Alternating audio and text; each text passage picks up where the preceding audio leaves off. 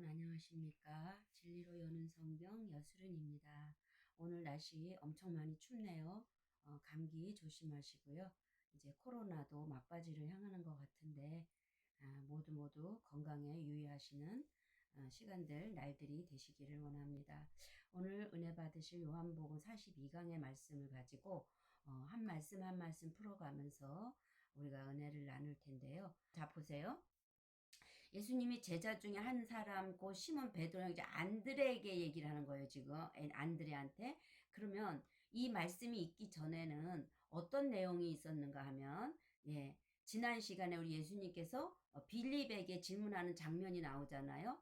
6장 5절부터 보면 예수께서 눈을 들어 큰 무리가 자기에게로 오는 것을 보시고 누구에게요? 빌립에게 이르시되 우리가 어디서 이 떡을 사서 사람들을 먹이겠느냐 그렇게 말씀하시니까 이렇게 말씀하시면 친히 어떻게 하실지를 아셨어요 이미. 그리고 빌립을 시험코자 함이라. 빌립이 대답을 합니다. 각 사람으로 조금씩 받게 할지라도 200데나리온의 떡이 부족하리이다. 이 말씀의 빌립을 제가 찾아보니까 빌립은 원어적인 이름으로는 말타기를 좋아하는 사람, 말타기를 좋아하는 사람이래요. 근데 이 말의 뜻은 에스겔서 23장 6절에 보니까 그들은 다 자색 옷을 입은 고관과 감독이요 준수한 청년이요 말타는 자들이라. 그러니까 이 말을 더 살펴보니까 불리하다 또는 배설물이다, 조각으로 파쇄하다. 그러니까 그것이 바로 율법을 상징하는 단어라는 거죠.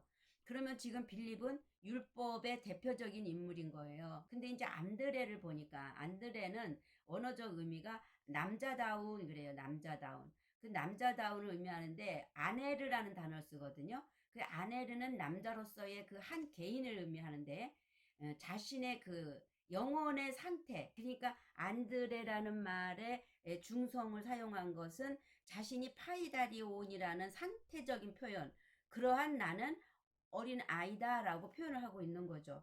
그래서 이걸 히브리어로 찾아보니까 에노시라는 단어를 쓴단 말이죠. 그러면 지금 이 안드레가 아네르라는 단어를 썼을 때 히브리어는 에노시 이렇게라고 우리가 말씀 지금 드렸잖아요. 그래서 에노시는 어떤 존재냐면 여기에 죽을 수밖에 없는 존재 에노시. 죽을 수밖에 없는 존재 이랬거든요. 그러니까 이 죽을 수밖에 없는 존재는 이 목숨이 죽을 수밖에 없는 그런 하찮은 존재라고 말하는 게 아니에요. 응? 어떤 상태를 얘기하냐면 가는 여정 속에서 우리는 반드시 누구와 죽어야 돼요? 예수님과 함께 어디에서? 십자가에서 못 박혀 죽어야 할 존재라는 거죠.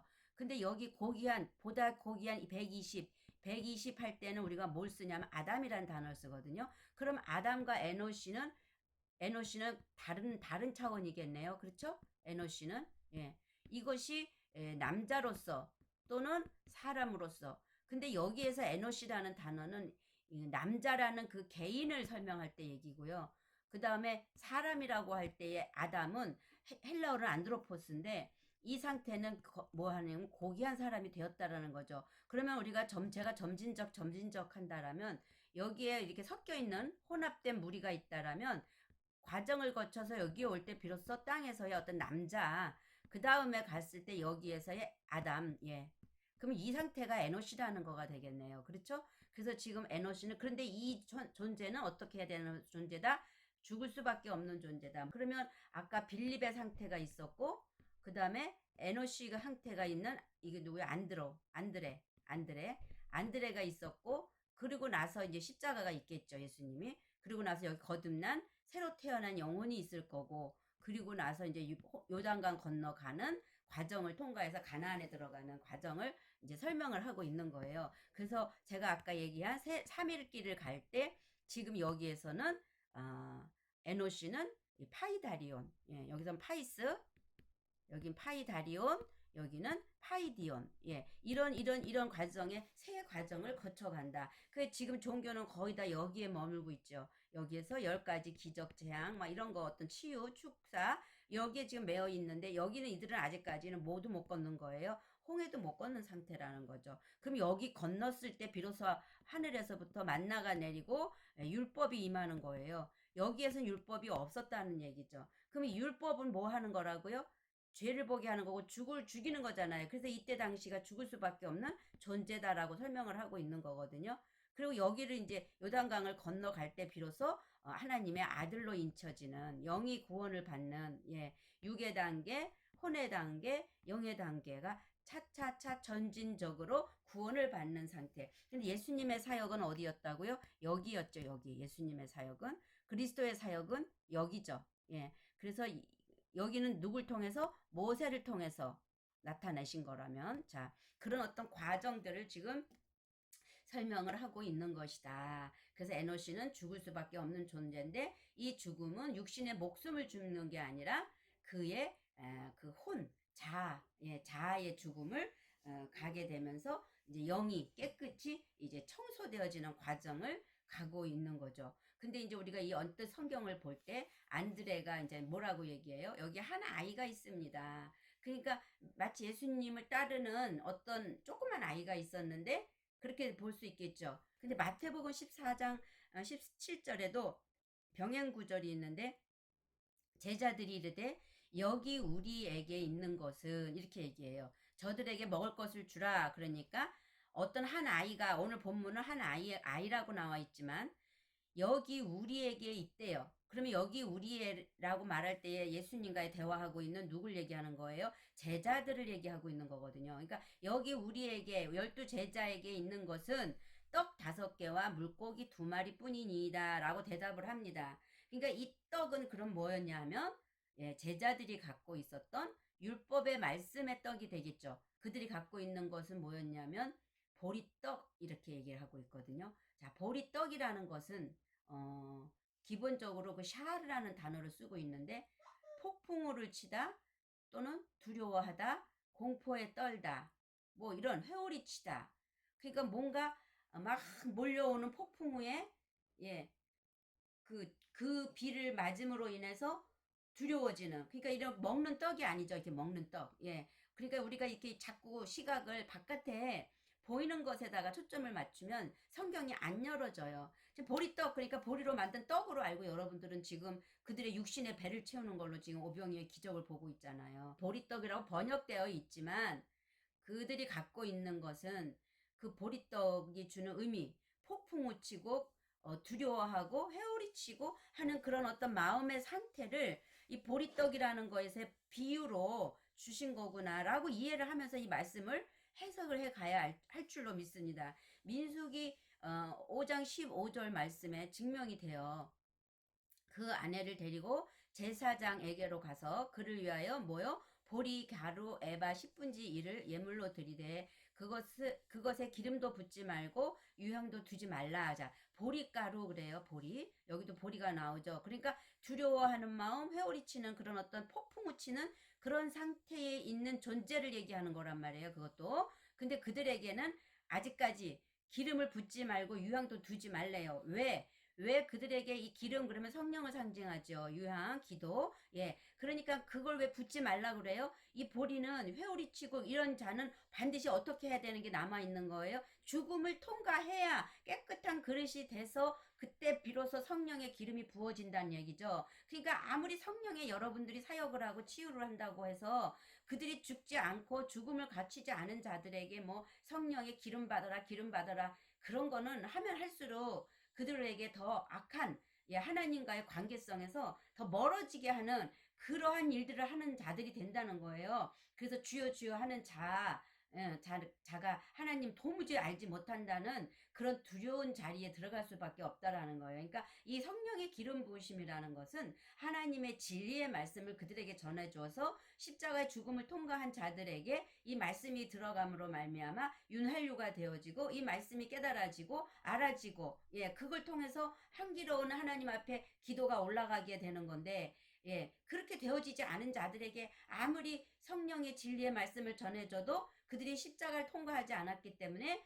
깨닫지 못한다라는 거예요. 그러니까 그걸 갖고 어떤 방법으로 쓰게 되면 치유니 축사니 뭐 이런 어떤 엉뚱하게, 이것은 누가 좋아하는 거냐면 애굽의 속성들, 예, 그 사탄적이고 마귀적이고 그 귀신의 역사에 있는 그러한 자들이 즐겨하고 좋아하는 거예요. 적어도 애굽의 속성에서 홍해를 거쳐 광야에서 하나님의 진리의 말씀에 기름 부음이 부어지는 자들이라면 거기에는 이제는 머물지 말고 이제 하나님의 말씀이요 그러한가 하고 상고하는 자들의 모습으로 여러분들이 가야 될 줄로 믿습니다. 자, 여기 보세요. 지금 다른 말이 많이 나갔지만 보리가루 10분의 1을 예물로 드리는데, 보리를 드리는데, 그 말은 뭐예요? 자기 자신이 어떤가를 보게 되는 그 율법의 말씀이라고 얘기했잖아요. 근데 이것이 무엇이냐? 의심의 소재래요. 의심의 소재. 그리고 생각나게 하는 소재래요. 뭐를 의심하고 뭐를 생각나게 할까요?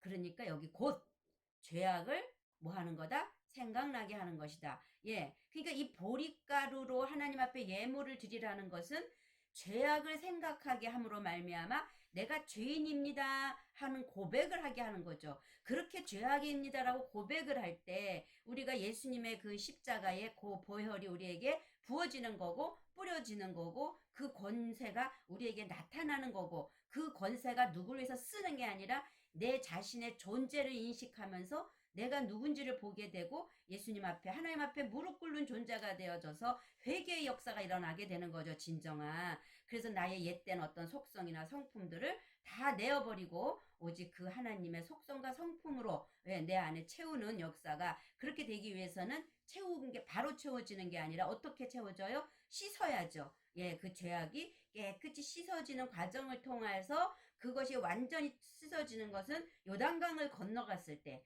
예, 요단강에 건너가서 그 다음에 길갈에서 마음에 할례를 받아야죠. 할례를 받고 그들의 그 단단했던 여리고성이 완전히 무너지는 단계를 갔을 때 온전하게 어떻게 해요? 요단강에 들어가서 이제 농사지어 먹으면서 하나님의 이제 백성으로 살아가는데, 거기에서도 또 있죠. 그 안에 있는 몇 족속이요? 7족? 예, 7족. 가나안 7족. 그 가나안 땅을 점령하고 있는 사탄, 그러한 속성, 예, 갖고 있는 그 영적인 그러한 자들까지도 다 몰아내야 그 다음에 하나님의 영이, 하나님의 진리가 그들 안에 들어오는, 이 가는 길이요 좁고 험하잖아요. 이 길이 넓지가 않잖아요. 좁은 길이잖아요. 성막에서도 마찬가지로 그것들을 다 비유로 표현을 하고 있는 거죠. 이 과정을 반드시 통과해야 되기 때문에 오늘 여기서 말하는 이 볼이라는 것은 그렇게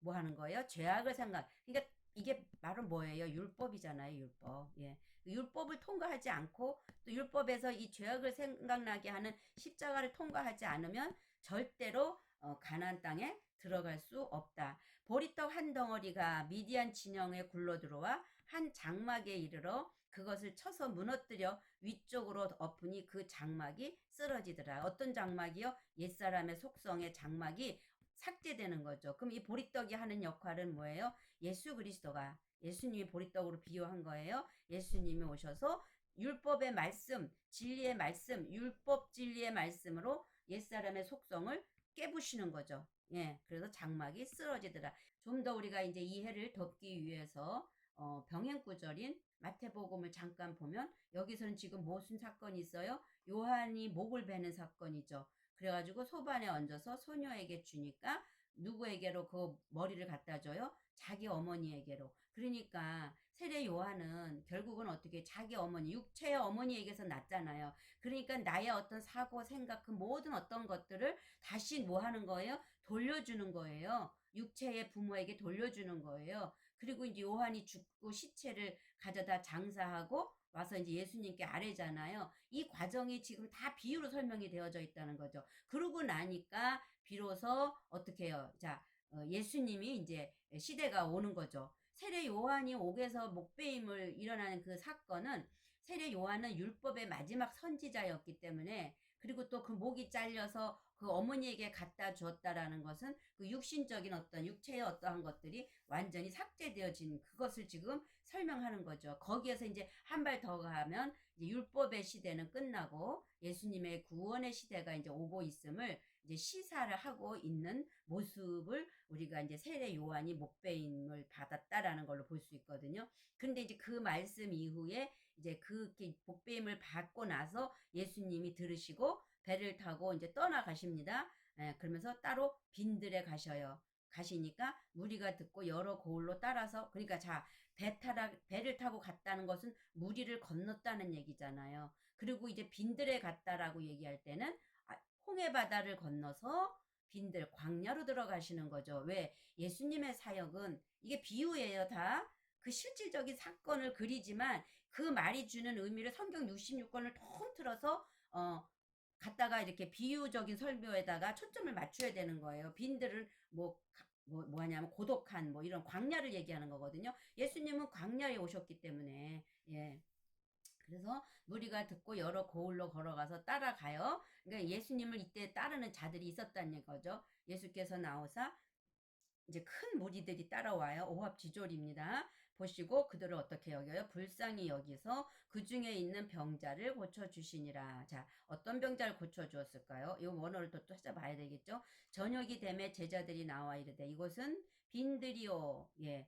때도 저물었으니 무리를 보내어 마을에 들어가 먹을 것을 사 먹게 하소서. 그러니까 각자에게 맞는 음식을 사 먹게 하라는 거죠. 예수께서 이르시되 갈 것 없다. 너희가 먹을 것을 주라. 예. 너희가 먹을 것을 주라. 아까 우리가 마태복음 살펴봤잖아요. 그러니까 여기에는 우리에게는 이렇게 얘기한단 말이에요. 그 예수님의 제자들이 우리에게는 물고기 2마리하고 떡 5개밖에 없는데요. 이 말을 한 거거든요. 그러니까 너희가 먹을 것을 주라. 예수님이 말씀하시는 것은 예수님은 그들의 영혼에 지쳐 있는 모습을 본 거고 예수님의 제자들은 그들의 육신의 배고픔을 본 거죠. 그러니까 예수님이 너희가 먹을 것을 주라 그러니까 저들은 또 육신적으로 채울 어떤 걸 찾았지만 예수님은 너희가 갖고 있는, 내가 지금까지 너희가 율법 안에 있었는데 그것을 해석해 주면서 다시 새로운 복음을 내가 너희에게 지금 주고 있지 않니? 그걸 너희가 지금 깨닫지는 못하고 있지만 지금까지 먹어서 너희들이 갖고 있고 소화되어 있는 그 말씀, 영의 양식, 그것을 그들에게 나누어 주어라. 이 말씀을 하시는 거예요. 그 영혼을 새롭게 하는 그 말씀으로 나누어 줘라. 그러는데 그들이 그것을 깨닫지 못하죠. 예, 깨닫지 못하죠. 그러니까 예수님께서 뭐라고 얘기하시냐면 성경에 이런 말씀 있죠. 예수께서 대답하여 이르시되 너희가 성경도 하나님의 능력도 알지 못하는 거로 오해하였도다. 왜요? 하나님과 그 예수님과 그 저기 제자들 간에서 그 초점이 핀트가 빗나간 거죠. 바로 이런 것이 죄라는 거예요. 하나님의 마음, 하나님의 음성이 여러분들에게 들려질 때, 예, 들려질 때 하나님은 A로 말씀을 하고 계시는데 하나님은 A로 말씀하시고 계는데 여러분들이 만약에 이 말씀을 B의 자리에 있다라면 여기 관역에서 꽝 쐈을 때 어떻게 해요? 이 관역이 여기서, 예, 관역에서 빗나갔다는 것은 여기서 쏠 때 이게 맞는 관역이라면, 이게 맞는 관역이라면 일로 간 거예요. 일로. 그러니까 관역이 빗나간 거죠. 하나님 이걸 죄라고 그런다니까요. 그러니까 하나님의 진리의 말씀을 제대로 전해야 되는데 제대로 전하지 않고 계속 그 육신의 어떤 말씀을 가지고 육신적인 어떤 것에다 빗대어서 이 땅에서의 축복받는 사는 삶으로 여러분들이 말씀을 설교하고 진리라고 그걸 전하게 된다면 관역은 계속 빗나가게 되는 거고 죄는 더 깊어지는 거고 하나님과는 더 관계없는 자들이 된다라는 거예요. 너희가 기도하고 뭐 받았어? 그래, 그러나 너희의 영혼은 그때는 파리하게 되는 거야. 바로 주여 주여 하는 자가 난 도무지 너희를 몰라. 이러한 오해, 이렇게 말씀을 오해함으로 말미암아 하나님에게서 점점 멀리 가게 하는 역할을 했다라면 예수님 뭐라 그러시오? 연자 맷돌을 메고 바다에 빠치워라. 빠져 죽어라. 왜? 많은 영혼들을 그렇게 했기 때문에. 얼마나 이게 두려운 말씀입니까? 예. 저는 이 말씀 앞에 두렵고 떨려서 정말 내가 그냥 아는 게 맞는가라는 것을 계속 점검하면서 진짜 성령이 확신하게 주기 전까지는 여러분들한테 이 말씀을 안전하려는 몸부림이 또한 있다라는 거예요. 그러니까 여러분들도 그런 어떤 이 하나님의 말씀을 남발하시지 말고 정말 진리의 말씀 깨닫고 알아진 그 말씀을 확신을 가지고 전하는 저와 여러분 되기를 원합니다. 자, 그러니까 어떻게 해요? 다 배불리 먹고 남은 조각을 12바구니에 차게 거두었다. 지금 그렇게 얘기하는데 여기에서 지금 우리가 배워야 할 것들이 참 많이 있어요. 배불리 먹었다라고 얘기할 때 이 배불리 먹는다는 말은 이제 씨를 뿌려가지고 이제 거기서 싹이 살살 올라오고 있는 자들을 양식을 줘야 되겠잖아요. 그러니까 영의 양식을 먹여야 그들이 성숙을 할 수 있잖아요. 그러니까는 그 꼴을 그들이 먹임을 당했다라고 볼 수 있는 거죠. 그러면 이 꼴을 들음으로 그들은 이 꼴은 어떤 꼴이었냐면 아까 얘기했잖아요. 회오리치고 파쇄시키고 하는 그런 율법의 말씀, 죄를 보게 하고 나를 죽음으로 이끌어가는 그 꼴을 배불리 만족하게 먹게 되니까 그들이 어떻게 해요? 남은 조각, 완전히 바스러지고 부스러진 존재들이 되어진 거죠. 그걸 먹음으로 말미암아 그 꼴을. 그래서 부서진 영혼을 돼야만이 십자가 예수님과 함께 구원을 받을 수 있기 때문에 그래서 보리 떡이 언어상 율법의 말씀이니까 예수님과 함께 십자가에 못 박히는 사건을 통과하고 산산이 부서진 상태가 되어질 때 비로소 점진적으로 열두를 상징하는 아들의 반열에 들어가게 되는 그 과정에 이제 서게 된다라는 거죠. 그래서 그들이 싹이 나기 시작하는 그들을 이제 예수님께서 완전히 이제 자신들의 죄성을 보게 하는 그러한 모습 속에서 아들까지 반열에 이르는 그 구원으로 이끄는 그 길을 이끌어 가겠다라고 지금 오병이에서는 말씀을 하고 계시는 겁니다. 그렇게 돼야 그 율법이라는 돌에 맞아 죽어서 그들의 뭐가 구원을 받아요?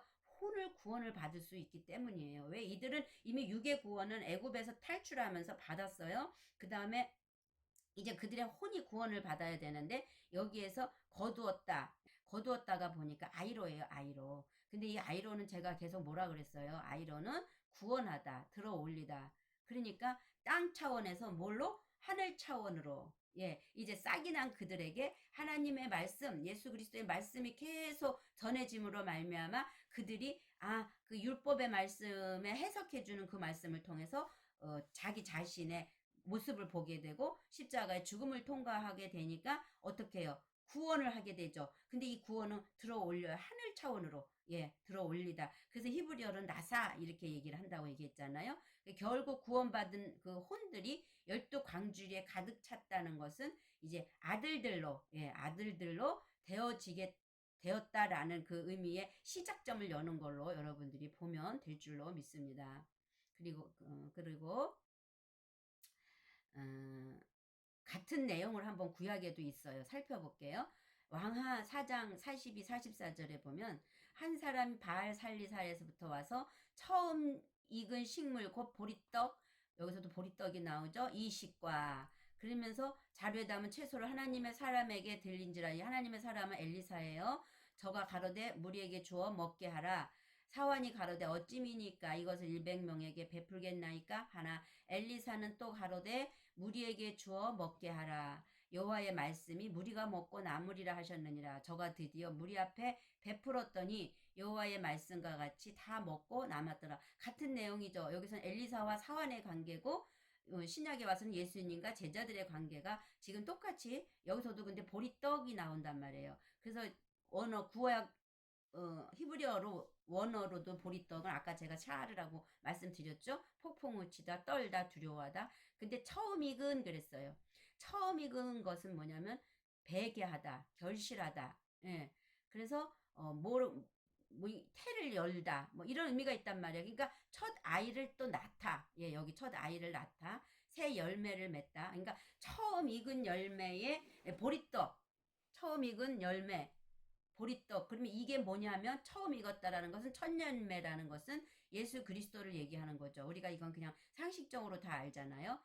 근데 샤를 기본 어근으로 찾아가면 쇼에르가 나온단 말이에요. 쇼아르. 이 쇼아르라는 어근은 문지기라는 말씀도 있어요. 문지기. 그러면 성경의 문지기가 내가 문지기다라고 예수님은 자신 스스로를 요한복음 10장에서 말하잖아요. 그래서 나로 말미암지 않고는 아버지께로 올 자가 없다. 그리고 나보다 앞서간 자들은 뭐 담을 넘어오거나 뭐 이런 자들은 도둑이고 강도고 절도다. 예수님이 그렇게 얘기해요. 그러니까 반드시 내가 문이니 나로 말미암지 않고는 이렇게 된단 말이에요. 그러니까 처음 익은 보리떡으로 표현은 되어졌지만 결국은 예수 그리스도, 예수님을 설명하는 거죠. 예수 그리스도, 다시 말해서 예수님을 설명한다는 것은 예수의 십자가 사건, 예수님과 함께 죽고 함께 사는 그 과정을 통과해야 그 다음 단계인 그리스도에게로 넘어가서 그리스도와 함께 아버지께로 가는 거거든요. 이 과정을 지금 예수님이 설명을 하고 있는 거예요. 그래서 여기서 보니까 하나님의 떡은 하늘에서 내려온 존재다. 내가 곧 생명의 떡이니, 내가, 예수님이 얘기하는 거죠. 내가 생명의 떡이니 내게 오는 자는 결코 줄이지 아니할 터이요 나를 믿는 자는 영원히 목마르지 아니하리라. 자, 내게 오는 자와 나를 믿는 자의 구분은 좀 다를 수 있어요. 내가 생명의 떡이니 내게 오는 자는, 이럴 때는 예수님을 상징하는 거, 육체로 오신. 그리고 그 육체로 오신 그 예수님은 우리가 본 자라들이 믿는 거지만 보지 않고 믿는 자가 복되다 했을 때 보이지 않는 그를 믿는 자들, 그리스도죠. 예수님이 통과하신 십자가에서 다시 이제 부활하시고 하실 때는 뭘로 부활하시냐면 영혼의 모습으로 부활하기 때문에 그때는 이제 그리스도의 모습이 되는 거예요. 그들에게 이제 우리 안에 들어와서 그분이 뭐가 되는 거예요? 생수가 되는 거죠. 그래서 그 생수가 영원히 목마르지 아니하리라. 이렇게 말씀을 원리적으로 하고 있는 겁니다. 내가 곧 생명의 떡이로다. 계속 지금 이런 말씀으로 의미를 하고 있는 거죠. 그래서 본문 여러 곳에서 예수님은 자신이 하늘에서 내려온 참떡이다. 나를 먹으라. 여러분 식인종이에요? 자, 여러분들이 말씀을 볼 때 문자 그대로 읽어요. 그래가지고 그걸 물질적인 삶에 적용시켜요. 그래서 이스라엘 역사의 구속사로 봐요. 실제로 오신 예수님이 십자가에 죽으시고 부활하신 그걸 믿어요. 그러면 예수님이 뭐라고 얘기하시냐면 문자를 그대로 여러분이 믿는다면 여기서 나를 먹으라 그랬잖아요. 그럼 여러분 예수님 뜯어 먹어야 돼요. 여러분들 식인종이에요? 예. 근데 그게 아니라는 거 여러분들 아시잖아요. 살을 먹고 피를 마셔라. 어떻게 살을 먹고 피를 마시냐고요. 이미 예수님은 2000년 전에 이미 죽으셨는데, 그럼 오늘날에 여러분들이 살을 먹고 피를 안 먹으면은 여러분들은 어떻게 해요? 구원 못 받네요? 근데 그게 아니는 거 아시잖아요. 또 얘기합니다, 제가. 그런 것처럼 성경은 다 비유적으로 표현되어 있고, 어제나 오늘이나 영원토록 동일하신 하나님은 그 말씀의 떡을 먹고 그 말씀 안에 감춰진 생명, 그것을 먹으라는 거예요, 진리를. 그렇게 되어질 때 영생이 너희에게 있다라는 걸 얘기하는 거죠.